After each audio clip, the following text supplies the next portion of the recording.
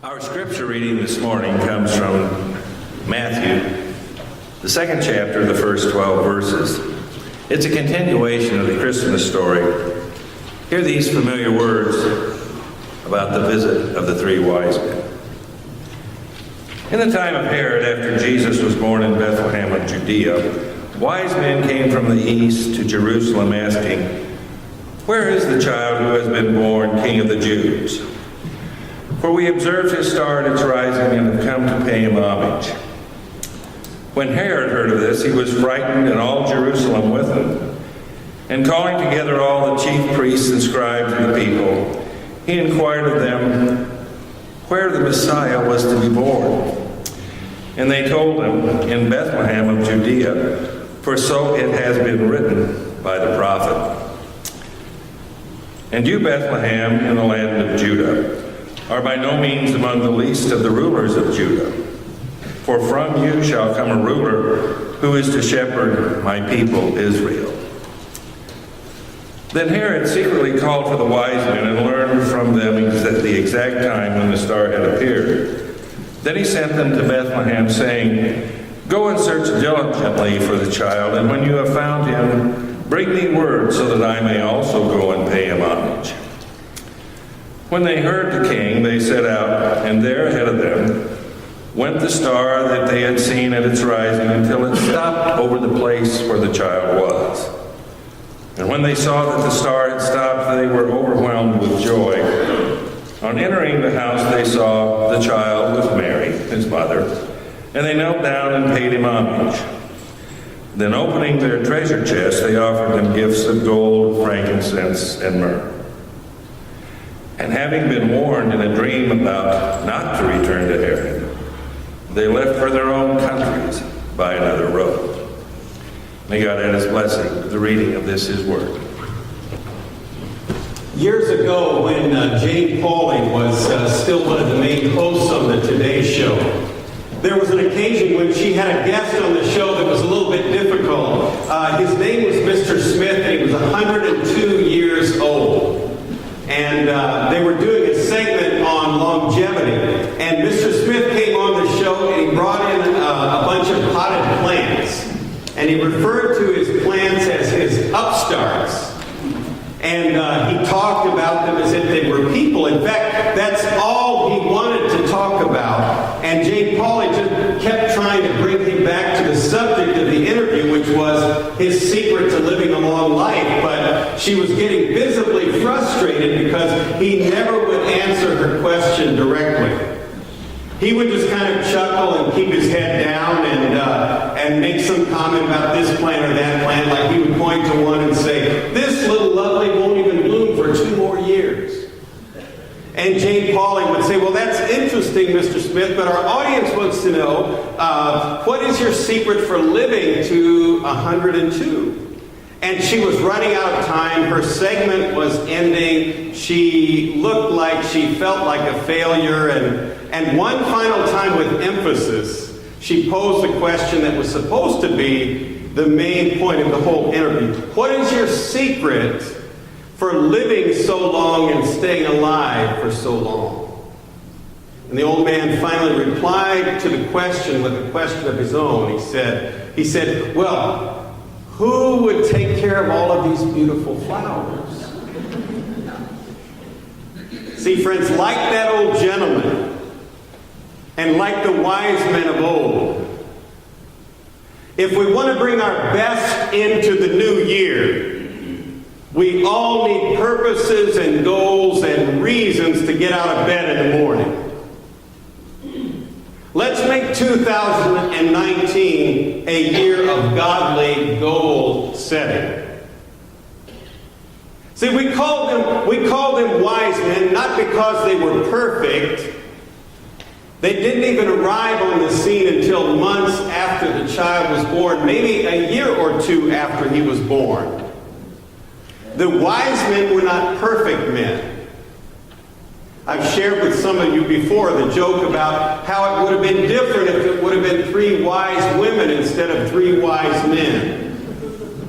If it had been 3 women, they would have been quicker to ask for directions. They would have helped deliver the baby.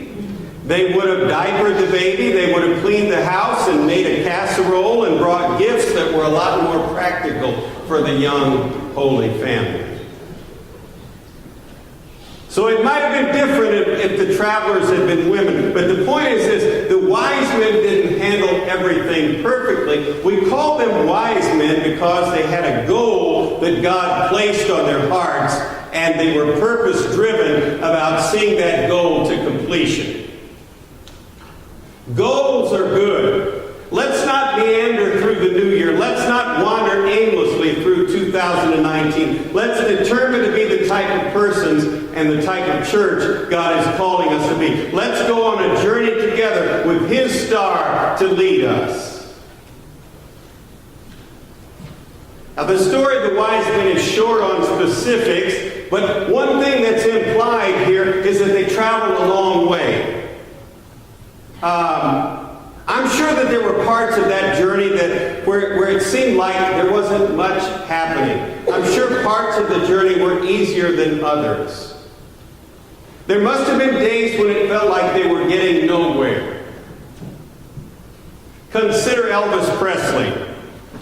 Before he was a household name, Elvis had a tryout at the Grand Ole Opry in Nashville.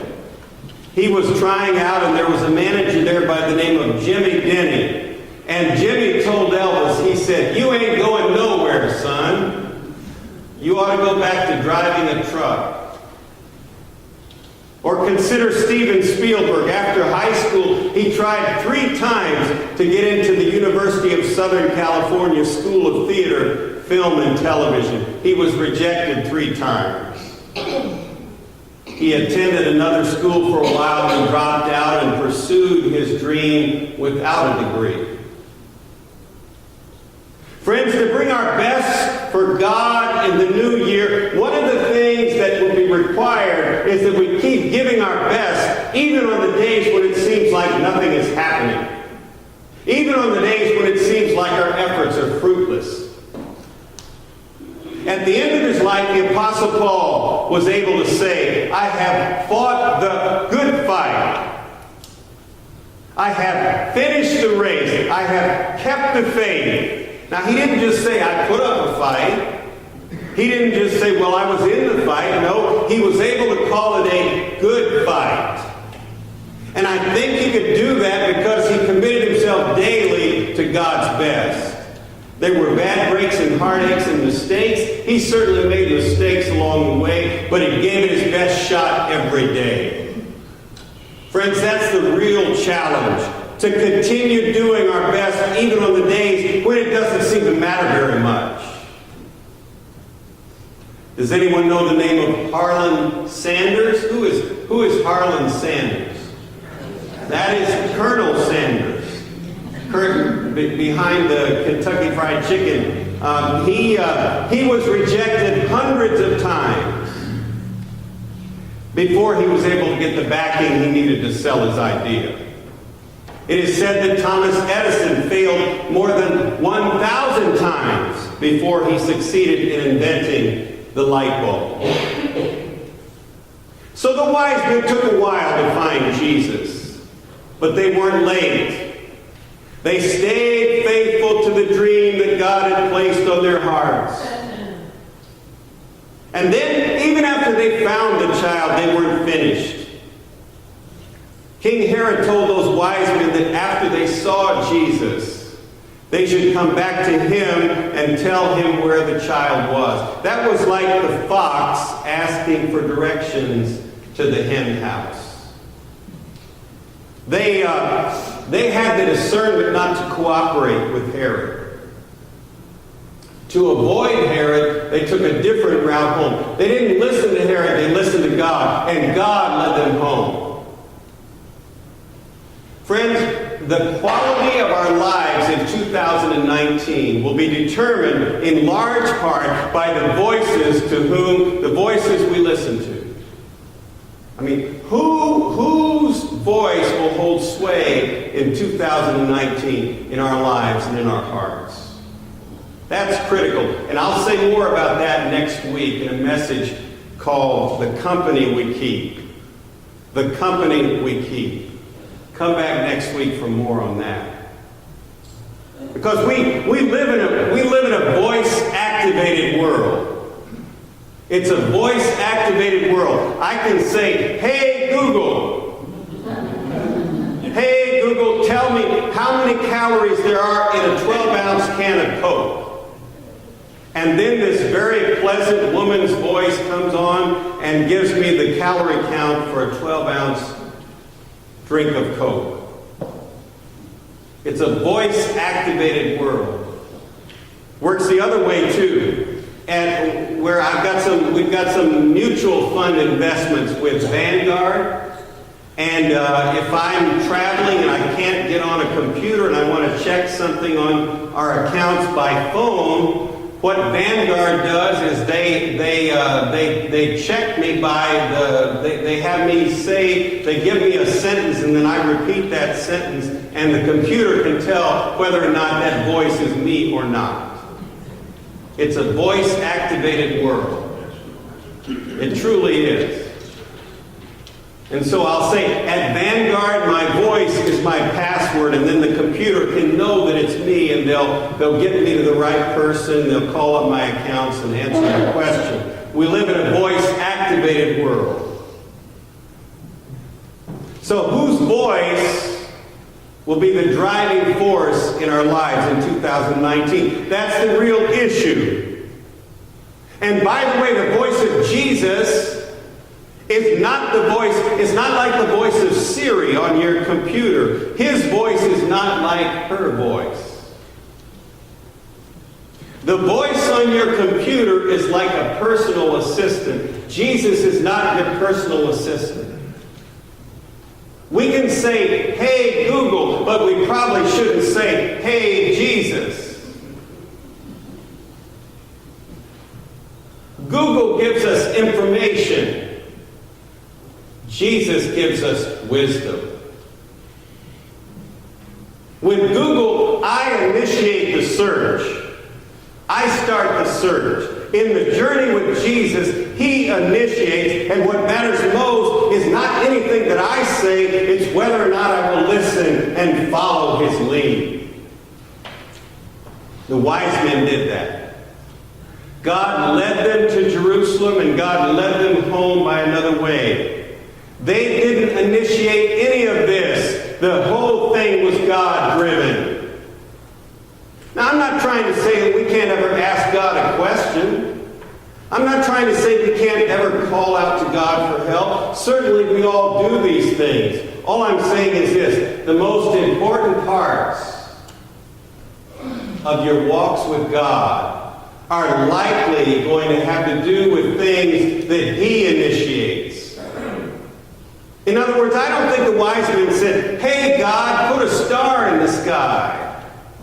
Hey God, lead us to Jerusalem. Hey God, lead us home by another way." No, that's not what happened. I think God spoke first, and they were thoughtful enough to hear His voice and follow His voice. In George Bernard Shaw's play on the life of Joan of Arc, there's a scene in which Joan is being interrogated by King Charles and by the Archbishop. And the Archbishop says to her, "How do you know, Joan? How do you know you're right?" And Joan says, "I know because my voices." And the king interrupts her and he says, "Voices, voices, voices. Why don't these voices come to me? I'm the king, not you." And Joan of Arc calmly tells him, "The voices come to you, but you don't hear them." Friends, it's okay. It's okay to ask God for help. And it's okay to ask God a question. But I hope we can all be in tune enough with His heart that even when He speaks first, and He will speak first, and when He does, I hope we will listen and I hope we will follow. The wise men are called wise because when God spoke first, they listened. They acted upon what they heard. They followed the star. They took the journey they called them to make. And then on the return trip, they were still listening to God as He led them home by another way. Let us pray. Oh God, give us the wisdom and the patience to know that you do speak first, and that the best thing we can do is not to ask you for anything or to ask you a question. The best thing we can do, at least some of the time, is just to listen for your voice and to follow that voice. Please help us to do this in the new year. We ask it in Jesus' name.